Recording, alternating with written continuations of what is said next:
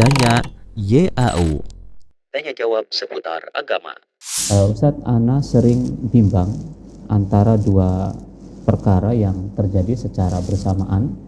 Ana masih belum bisa untuk mendahulukan yang paling utama menurut syar'i agar mendapat ridho Allah Subhanahu wa taala.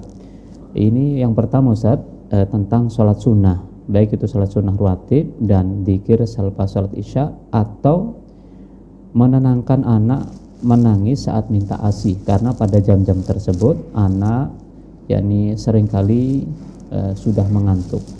Ini yang pertama, Ustaz. Jadi pilihan yang mana antara melaksanakan sholat sunnah rawatib, dzikir setelah sholat, atau menenangkan anak dengan Alhamdulillah, salatu wassalamu ala rasulillah. Betul bahwasanya dalam menentukan mana yang lebih utama dari dua pilihan itu seringkali membutuhkan kecerdasan, kejeniusan, membutuhkan taufik dari Allah Subhanahu wa taala, berdoa kepada Allah Subhanahu wa taala. Makanya ada namanya salat istikharah, salat agar kita diberi kemantapan untuk memilih antara dua pilihan yang sulit. Oleh karenanya sahabat Abdullah bin Amr bin al-As pernah beliau mengatakan, laisal aqilu alladhi ya'rifu asy-syarra minal khair. Orang yang cerdas itu bukan orang yang bisa membedakan mana yang baik dan yang buruk. Kalau itu mudah, antara membedakan mana yang halal dan mana yang haram. Ayam halal, babi haram, khamr haram, susu halal. Kalau itu orang awam juga bisa. Banyaklah yang bisa.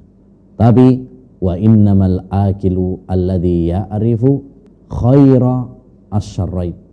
Tetapi orang yang cerdas adalah orang yang bisa memilih mana yang lebih baik antara dua yang buruk. Jadi ketika dihadapkan dua keburukan, dia bisa memilih mana yang terbaik antara dua pilihan yang terburuk tersebut. Disinilah membutuhkan kecerdasan, membutuhkan taufik dari Allah SWT, sehingga Allah berdoa semoga Allah memilihkan yang terbaik.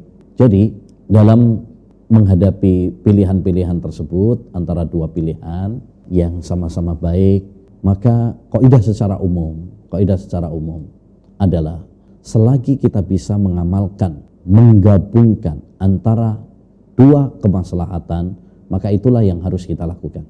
Misalkan mengamalkan sholat dengan misalkan menenangkan anak. Kalau itu bisa kita lakukan dua-duanya, bisa kita gabung dua-duanya, maka itulah yang lebih utama. Kata para ulama, yaitu menggabung itu lebih utama daripada memilih. Al-jama' aula minat tarjih. Menggabung itu lebih baik daripada kita harus memilih salah satunya. Berbakti pada orang tua baik, berbakti kepada suami baik, dua-duanya laksanakan. Menuntut ilmu dan berbakti kepada orang tua, dua-duanya baik, laksanakan dua-duanya. Karena itu pada dasarnya tidak saling bertentangan. Yang kedua, keadaan yang kedua adalah tatkala kita harus milih salah satunya, nggak bisa digabung, harus memilih salah satu dari dua pilihan tersebut. Maka dalam kondisi seperti ini, diperlukan ilmu yang disebut oleh para ulama dengan mufadhalah atau tarjih, mana yang lebih utama. Nah, ini ada ilmunya. Makanya pentingnya kita belajar ilmu, yaitu apa? Kita dahulukan mana yang lebih penting dari dua maslahat tersebut. Contoh, jika pilihan tersebut antara wajib sama sunnah, maka dahulukan yang wajib. Dahulukan yang wajib. Sebagian ulama mengatakan, man saghalahu al-fardu anin nafli fahuwa ma'dzur, wa man saghalahu an-naflu anil fardi fahuwa maghrur.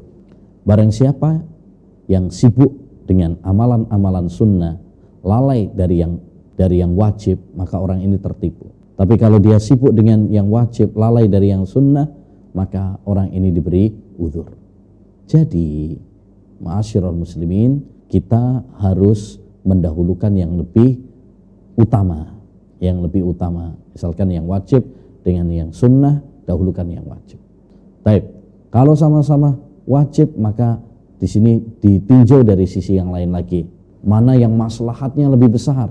Mana yang maslahatnya untuk orang lain lebih didahulukan daripada yang maslahatnya untuk diri sendiri. Jadi ada ilmunya, Contoh misalkan kalau orang iktikaf itu maslahatnya untuk diri sendiri, sama orang yang misalkan amar ma'ruf nahi mungkar, berdakwah, ini maslahatnya untuk orang lain. Nah, para ulama mengatakan keutamaan yang manfaatnya untuk orang lain lebih utama daripada keutamaan yang manfaatnya untuk diri sendiri. Jadi, ya, ketika kita dihadapkan ya dua pilihan, maka pilihlah yang lebih maslahat, dan itu ada ilmunya yang disebut oleh para ulama dengan ilmu tarjih atau ilmu mufadalah.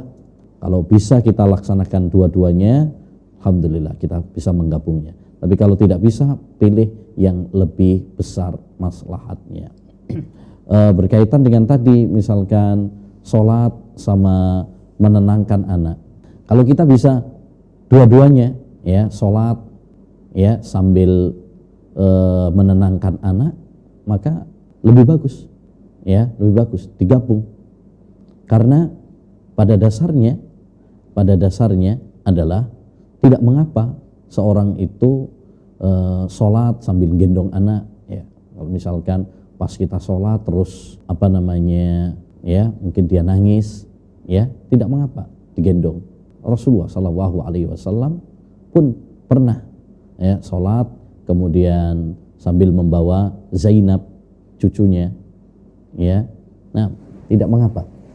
Demikian juga kita usahakan terlebih dahulu. Kita usahakan sebelum sholat kita tenangkan terlebih dahulu sehingga ketika kita sholat kita bisa sholat lebih tenang, ya. Tapi kalau memang misalkan nangis, nggak apa-apa, digabung sholat sambil menenangkan, itu juga tidak mengapa, ya.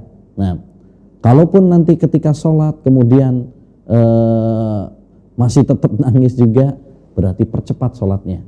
Makanya dulu Rasulullah SAW juga pernah ketika beliau sholat lalu mendengar suara tangisan anak kecil, maka beliau mempercepat sholatnya, ya.